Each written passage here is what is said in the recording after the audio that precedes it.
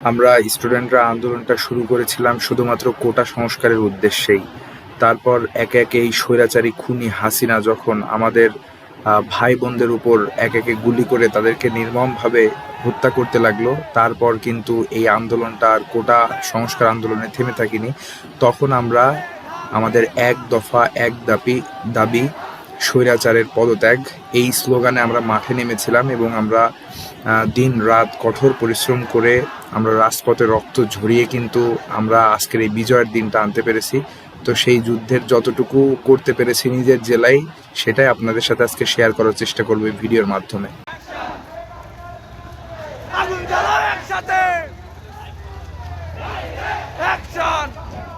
আমাদের আবু সাইদ ভাইয়ের শহীদ হওয়ার পর থেকেই কিন্তু আমরা মাঠে ছিলাম।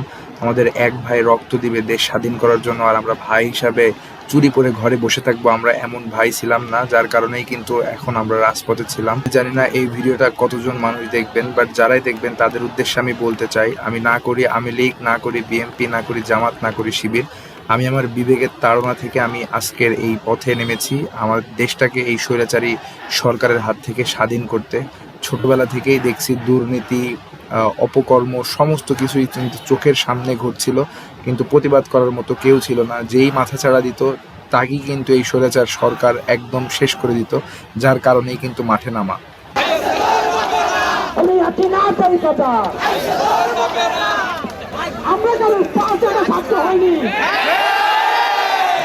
ফজরের নামাজ শেষ করে আয়তাল কুরসি পড়ে এবং কালেমা পড়তে পড়তে কিন্তু মাঠে নেমেছিলাম এবং আল্লাহর কাছে বলেছিলাম, আল্লাহ আজকে যদি আমার মৃত্যু হয় এই মৃত্যুটা যেন শহীদি মৃত্যু হিসাবে তুমি কবুল করো।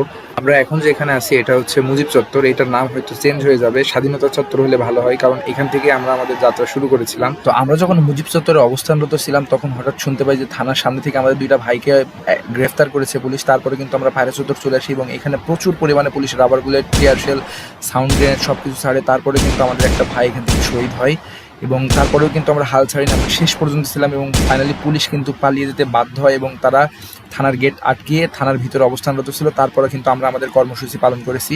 তারপর একটা অন্ধকার রাত এবং দীর্ঘশ্বাস এবং নতুন সূর্যোদয়ের সাথে স্বাধীনতা।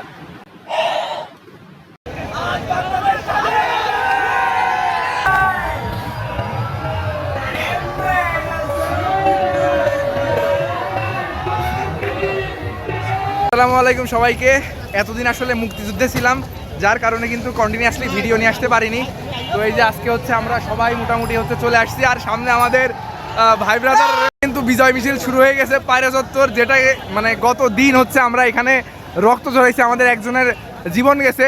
তো তারপরেও তার বিনিময় হলেও আমরা স্বাধীনতা পেয়েছি আজকে, আলহামদুলিল্লাহ। আমি জানি না এই ভিডিওটা আজকে ছাড়তে পারবো কিনা, বাট যেই দিনই পারি আমরা বাংলাদেশকে 2024 সালে আবার নতুন করে স্বাধীন করতে পেরেছি, আলহামদুলিল্লাহ। তো এই যে আমরা এখানে সবাই কিন্তু মোটামুটি আছি।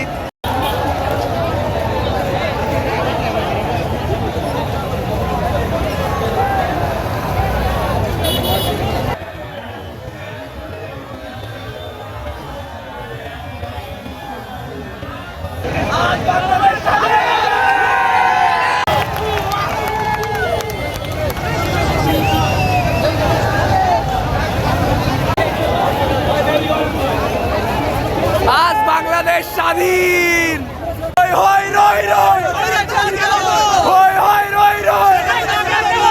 যমুনা টিভি রিপোর্টার নিয়ে খুব আনন্দ উল্লাসে মেতে উঠেছে আমাদের ছাত্র সমাজ, দেখতেই পাচ্ছেন।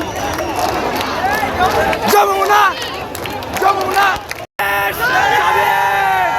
ঝিনাইদহে যে যুদ্ধ করলাম তখনও কিন্তু মুজিব চত্বর টু পায়রা চত্বর পুরো মানুষে ভিড় ছিল, একদম জমজমাট। আর আজকে কিন্তু আনন্দে, গতকালকে আতঙ্ক মানে একদম নাশকতা সব কিছুতে ভরপুর, বাট আজকে কিন্তু আনন্দে আমরা একদম সবাই দেখতে পাচ্ছেন।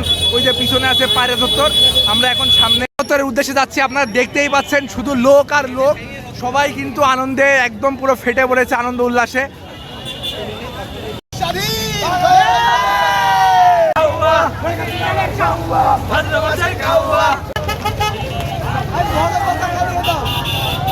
আমরা এখন মুজিব চত্বর অবস্থান করছি।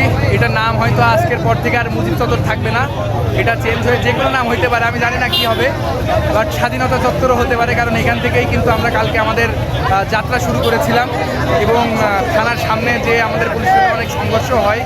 তো যাই হোক, আজকের ভিডিওটা লং করবো না, আজকের ভিডিওটা এই পর্যন্তই। পরবর্তী ভিডিওতে আবার দেখা হবে ইনশাল্লাহ। আর আবারও বলতে চাই, আমরা এখন স্বাধীন বাংলাদেশ।